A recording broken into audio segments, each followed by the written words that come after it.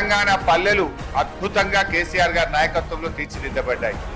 పల్లె ప్రగతి, పట్టణ ప్రగతి అనే కార్యక్రమం పెట్టి ప్రతి నెల పల్లె ప్రగతి కింద గ్రామాలకు 275 కోట్లు ఇచ్చాం, పట్టణ ప్రగతి కింద 150 కోట్ల రూపాయలు ఇచ్చాం.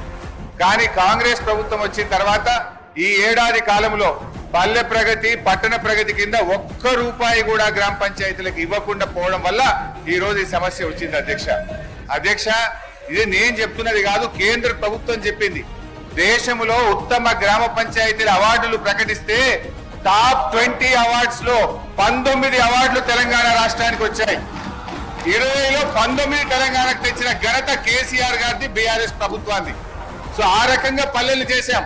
ప్రతి గ్రామ పంచాయతీకి ట్రాక్టరు, ట్యాంకరు, ట్రాలీ, నర్సరీ, వైకుంఠధామము, డంప్ యార్డు పెట్టి తెలంగాణ పల్లెలు దేశానికి ఆదర్శంగా నిలిపిన ఘనత కేసీఆర్ ది, బీఆర్ఎస్ పార్టీ.